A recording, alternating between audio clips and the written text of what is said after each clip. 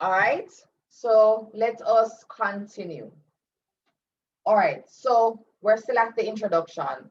So as I said, these are the steps you go through to narrow down your topic. So let me share my screen again.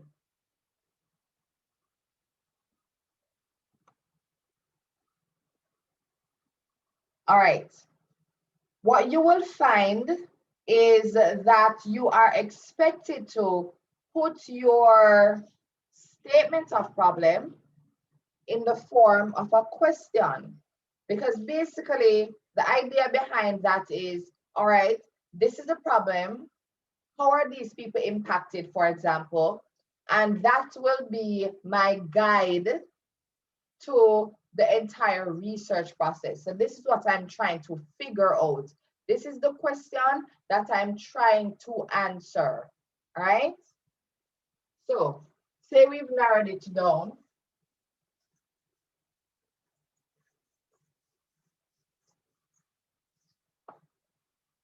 Right? So we're looking at teenage pregnancy, and we're looking at the narrowed down version of teenage pregnancy.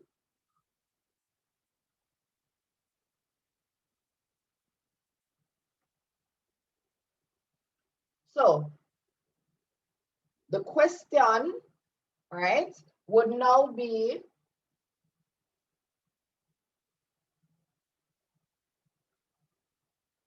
how are girls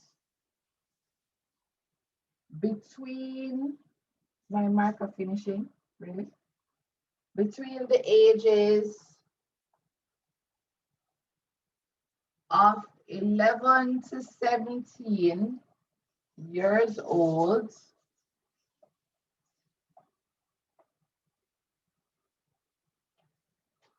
switch markers.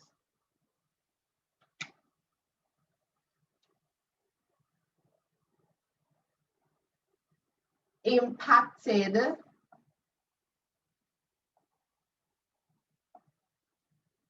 socially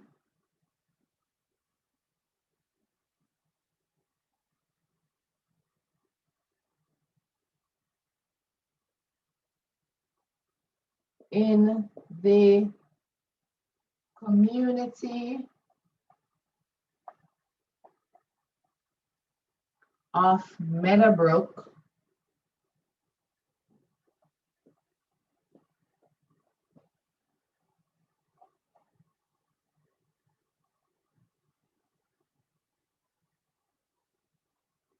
All right, let's just stop that now. So we still need some fine tuning.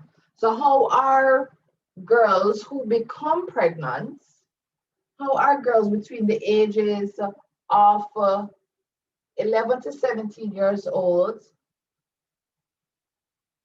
impacted socially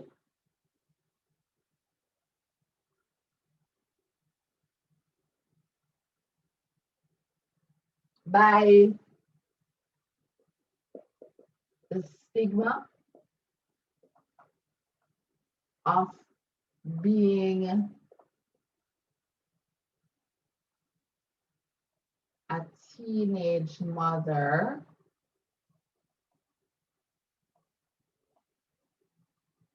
in the community of Meadowbrook Estates.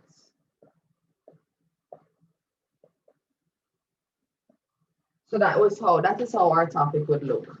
So I'm literally coming up with a topic just randomly, just based on the how, the when, and the where, right? So how are girls between the ages of 11 to 17 years impacted socially by the stigma of being a teenage mother in the community of Meadowbrook Estates? Something like that, right? And of course, it must be in the form of a question, right? You literally get 2 marks if it is in the form of a question, right? So we have our introduction, we have our statement of problem, which is narrowed down into the form of a question, and then we have our reason for selecting area of research. So the reason for selecting the area of research.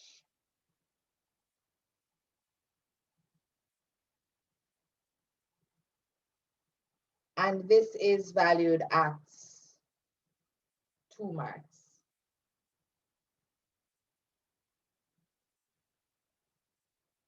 So your reason is clearly stated. That is how you get 2 marks. Why are you doing the topic? That's what it's asking you. So you have introduction, you give me a background, you have your statement of problem, you give me the question. Now you're at another heading, reason for selecting area of research, and you give me why you're doing it. All right, it's also referred to as the rationale. Why are you doing this topic? All right, and please don't say, oh, because I have to complete it for CXC. We know that. However, CXC instructed you to choose a social issue. So what you're going to do is tell us why you chose this social issue, right?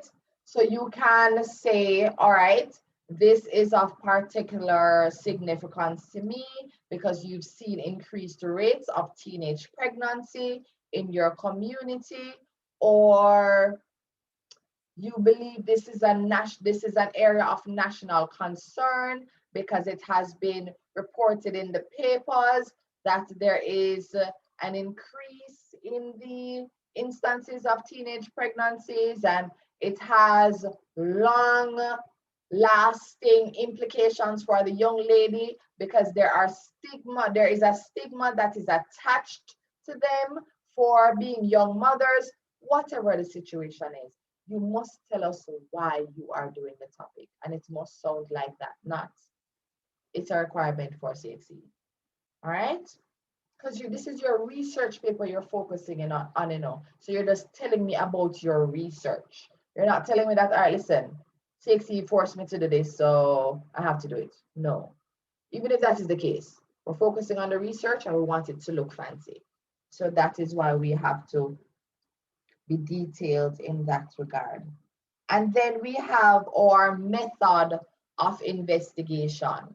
So essentially, again, intro, you give me a paragraph, statement of problem, you give me a question, reason for selecting area of research, you give me a reason, and then method of investigation. Your method of investigation can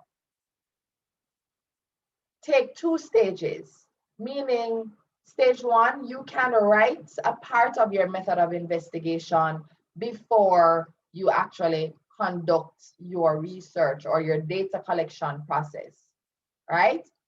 And then you can update it after you've collected your information. Or you can wait until the end of the data collection process that you just sit and write in past tense how you went about to collect the data. And I'm going to show you an example of that shortly. All right? So, method of investigation. Let me show you something else.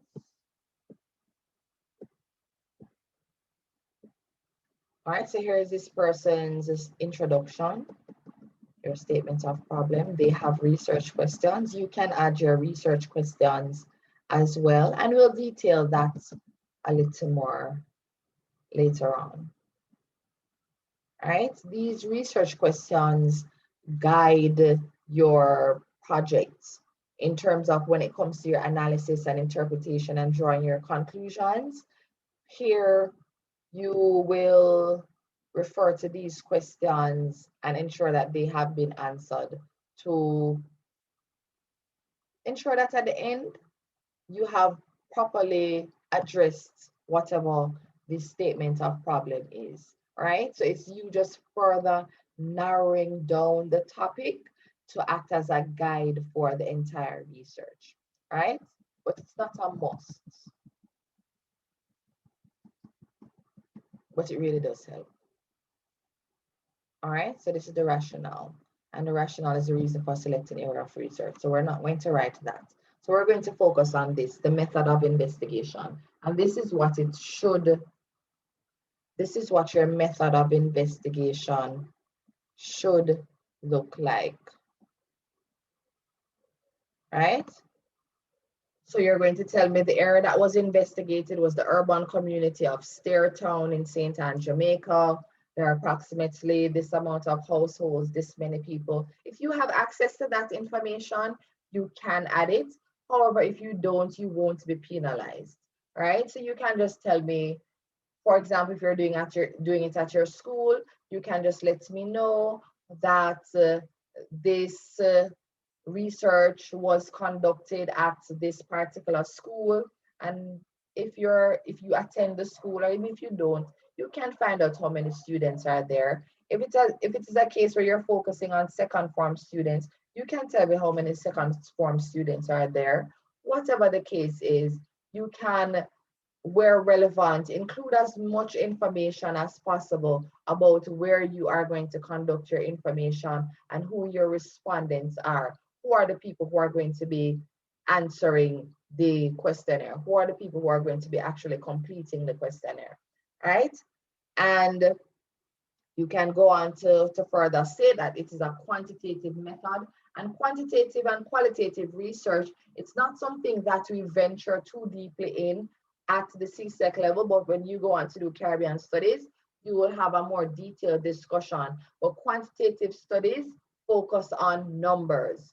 Qualitative studies focus on experiences. So in many instances, when a questionnaire is used, a questionnaire usually is designed to gather quantitative information, right? Meaning you can say 10 people said this, 10 people gave this response to this question, 15 people did that. It's quantitative, so you're focusing on and reporting numbers. While qualitative would be a case where you're going to tell me about the experiences. So you're not going to just report numbers to me in a qualitative research. In a qualitative research, you will be explaining to me why. So if 10 people said this and 10 people said that, you're now going to have to dig deeper and find out, so why did these people say that? What age group said this? So and so, and you're trying to understand the why and create a story and create a picture, and that is why it's called qualitative information, right? So when we're looking at the quantitative method, it is usually associated with the questionnaire, right? However, and I'm not going to delve too deep in this because I don't want to confuse you, but it's something we'll look at in class, right? But for SBA purposes, let me just say that a questionnaire can be used to collect qualitative information as well as quantitative information, because it is essentially how a questionnaire is designed that makes it quantitative or qualitative. If your questionnaire has closed-ended questions or mostly closed-ended questions, it's usually considered to be a quantitative method. Closed-ended means that you have a set selection or a set of options that the respondents must select from. So you can ask a question, do you smoke? Yes, no, right? Those are closed-ended questions. You have no option to tell me anything else. It's either yes or no. If it was an open-ended question, it would instead read, do you smoke? Yes. Why? And you explain to me why you smoke, right? So that would make it an open-ended question, and that usually leads towards the qualitative method. All right, so you can include that information just so it can look bright.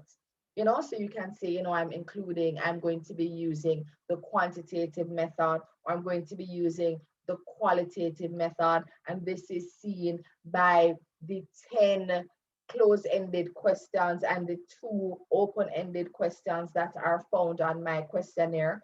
Or you can say that I have 10 open-ended questions and 5 close-ended questions because I'm doing qualitative research. However, don't bite off more than you can chew. Remember, we have a time frame, and when you are doing qualitative research, you have more patterns that you have to identify, and you have more tables that you have to create when you're using the qualitative method, right? So we can stick to quantitative, but however, if you find that your research requires a qualitative approach, and you can take the time to properly design your instruments and then further design your tables, go right ahead. Just make sure I get it when it is due. All right? So those are the methods. But what you must include in your method of investigation is the section that we see here. All right? A questionnaire is a set of questions obtaining statistically useful or personal information from individuals. It can be written or printed, often with spaces for answers. So this is a person who essentially just Googled what is a questionnaire, and you can include that. And then in addition to that, you give me the advantages of using that questionnaire, right? So that is what your method of investigation is supposed to look like, right? So let us go back to our mark scheme.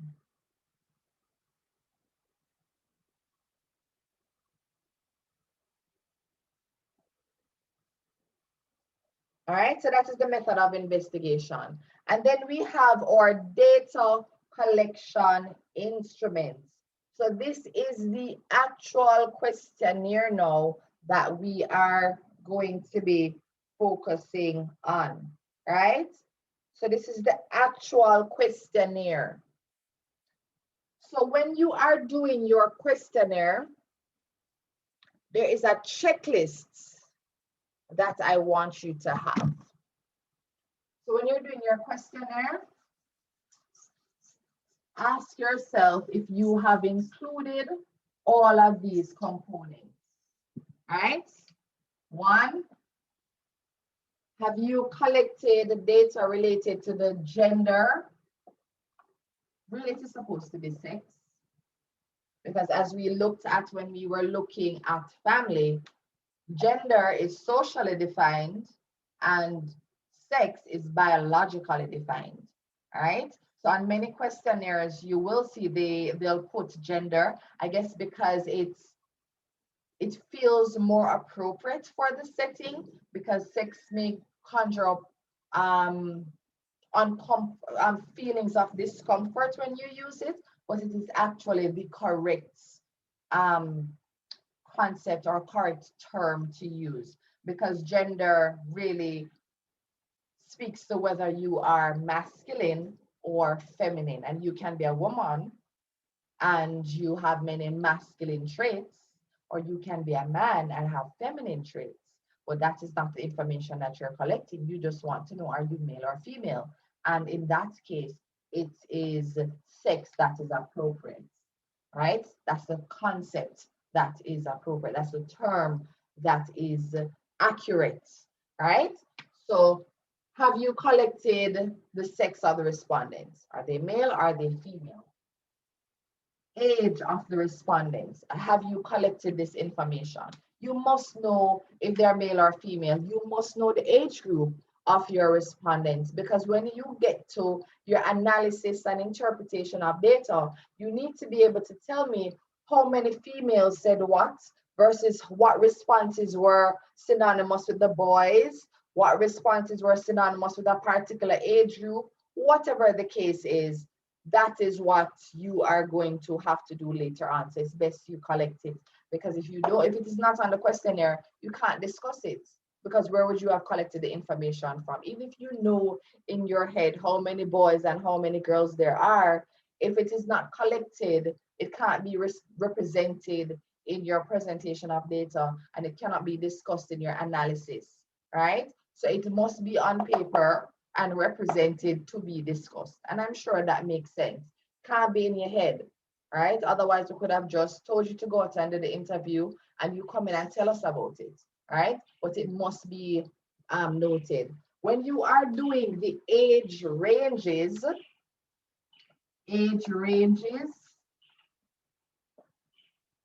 ensure that they go up in a uniformed way, or better yet, make sure they are outlined in a uniformed way.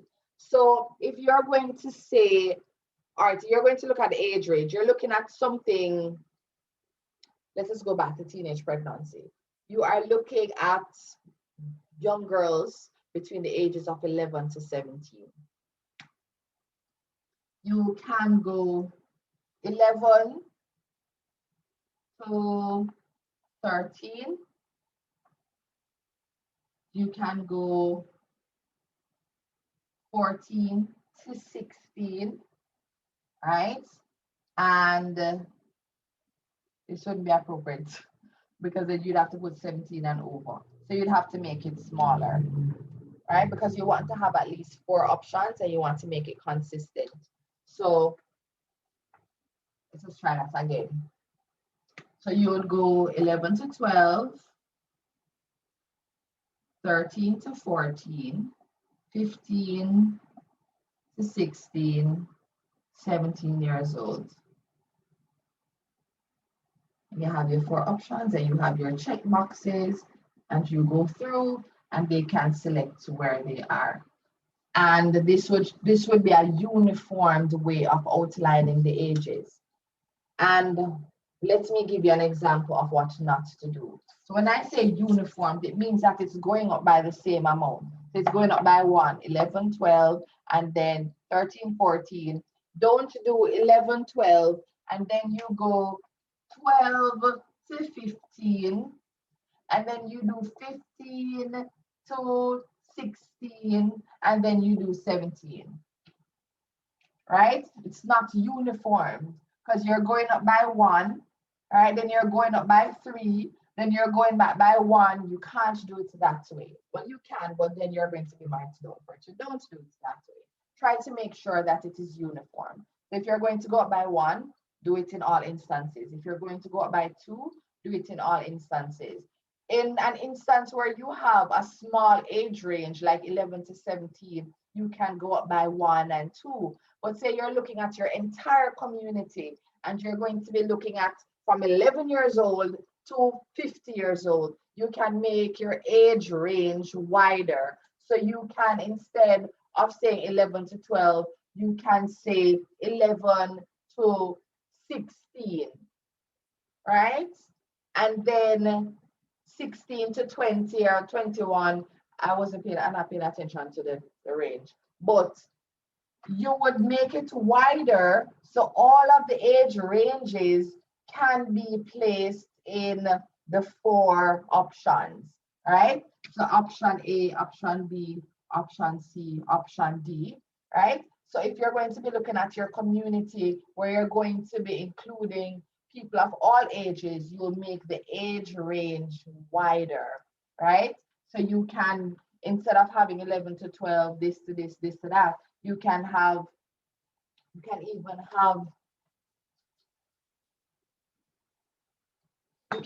have 11 to 17, right? Make sense? And then you just continue going up by what? Continue going up by the 5, so 11 to 17, then what? 17 to what? 21 or 22? Some mathing that I don't have the energy to work out. But that, I hope you get what I'm saying. Whatever you're going up and down by, make sure the age range is uniform and consistent. All right? So that's the first thing. Why did I wipe off the whole checklist? Anyways, 1, you have the sex. 2, that's so annoying. 2, you have the age, and you must have a uniformed age range, right? 3, you must have the letter to respondents, and the respondents are the people who are going to complete your questionnaire. They're the people who are going to respond to the questionnaire. So you have a letter to them saying, hey, Good note. My name is so and so, and I attend this particular school. I am completing a school-based assessment that is focusing on whatever your topic is. I'd like to collect information regarding whatever this topic is. All information collected will remain strictly confidential and will only be used for the purposes of this school-based assessment, for this research, something to that effect. So you have that, and then you have the copy of your questionnaire. All right. So it must have the sex must be collected, the age range must be collected and done in a uniformed manner, and you must have letter to respondents, and you must have a heading that says questionnaire.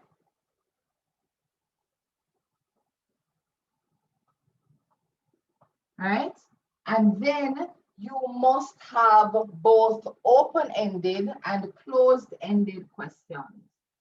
The open-ended questions will help you when you are designing your tables, right? So it doesn't have to be many based on whether your method is quantitative or qualitative. Remember those fancy words?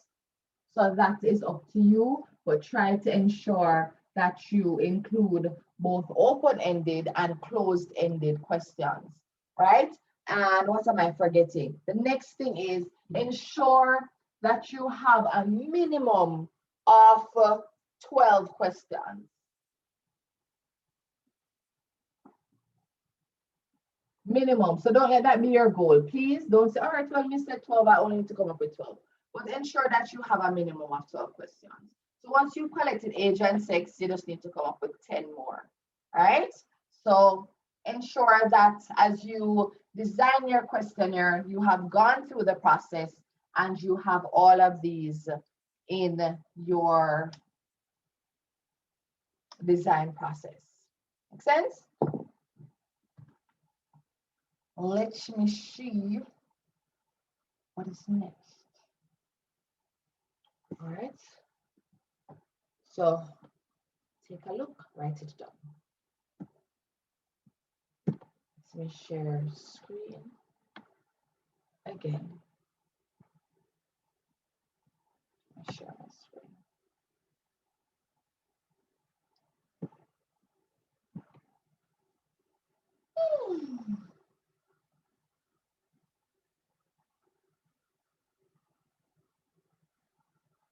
All right.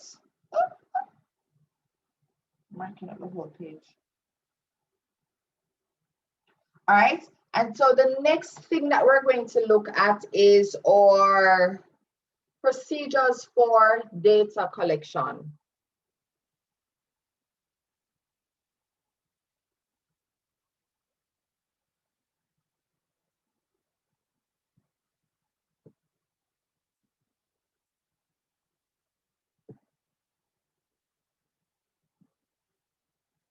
Hold on a second.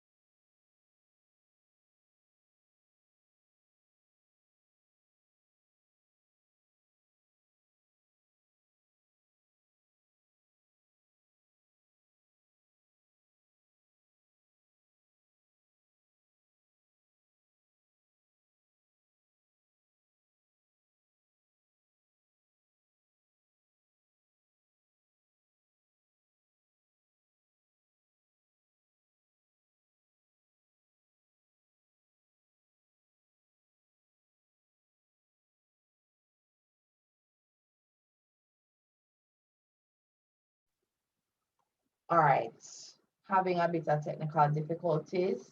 So let me repeat that.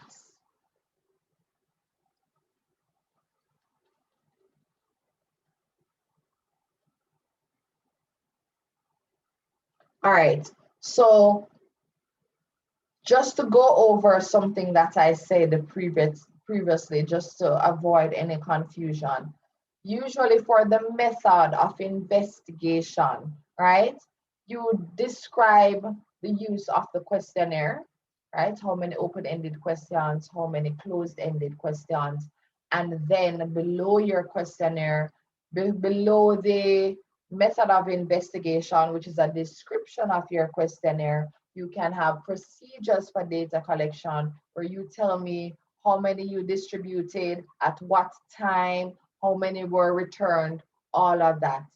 Why I described it the way I did is that usually students will discuss the questionnaire and how they collected it in the same section without clearly using a heading to separate the two things, right?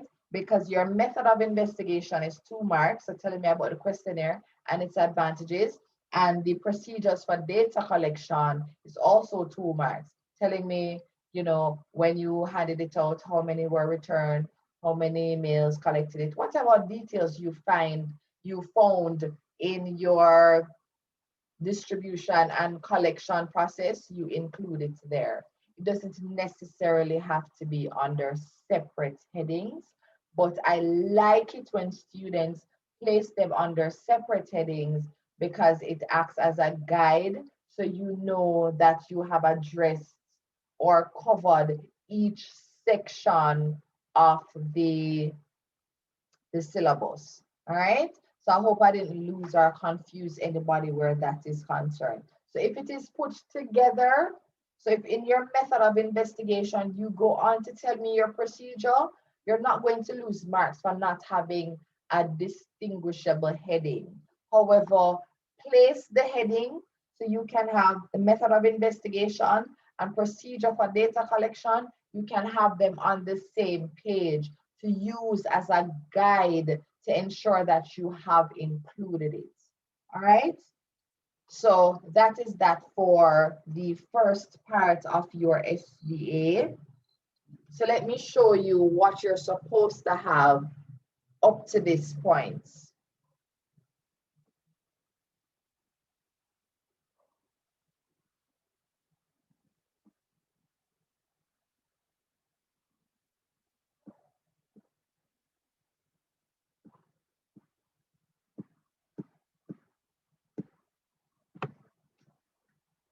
All right, so up to this point,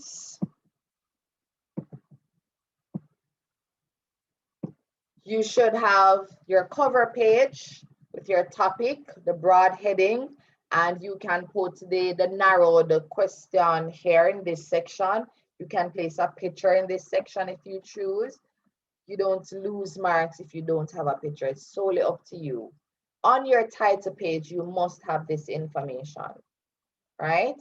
Name, center number, candidate number, teacher's name, the territory, the topic, and you can give a detailed topic here as well, right? As well as the year that the SBA is being submitted, which would be 2021. All right. And then next you would have your table of contents, not contents page, table of contents. So all you'd have to do here is just copy this information, go to your syllabus and look for all of the headings and type them up. And as you complete each section, you can add the page number so you can identify what page each thing is on. All right. So this is everything that should be on your content page. Your questionnaire is placed into this section. Your appendix, if you have one, only the questionnaire. It's appendices if you have more than one thing outlined there. So this is where you would put your questionnaire. So your questionnaire wouldn't fall in the middle of your SBA, of your research project. All right. So where my student here has questionnaires, I am going to remove it for him. I remove that for him. He used the table from Word, insert table, so it's a bit tricky to remove. Right, so the questionnaire would go into the appendix. If it's just the questionnaire, it's appendix singular. If you have your questionnaire and anything else that you would like to add, it would be appendices, plural. All right, so this is what you would have here. And we're going to make some edits to some things further down. And then you'd have your acknowledgements. You acknowledge whoever helped you. Just including this at the end of the syllabus, you'll see that you get a mark for grammar and also having your title page and your acknowledgements. So ensure that you include your acknowledgements. Then you have your introduction. As I said, you give me the background information, then your statement of problem, and you have it in the form of a question. Then you have reason for selecting area of research. And then you move from there, method of investigation, where you tell me about the questionnaire and its advantages, all right? And then from there, you have procedure for data collection. So you tell me how many questionnaires were distributed, how many were returned, how long it took, whatever additional information that you have, you can outline it in this section. The procedure for data collection and the data collection and the method of investigation, this information can easily be placed on the same page. But I like it when students use headings because headings act as a guide for you so you understand or you are aware of what you have included in your SBA. Many times when students merge them, they tend to forget to properly detail the procedure or they leave out information concerning the method of investigation. All right, so just use the headings to ensure that you have everything that you need to have. All right, so now that you have given out your questionnaires, you have received the respondents, now we get to your presentation of data. We'll be right back after this message from YouTube. Or Flow, because Flow is always on YouTube.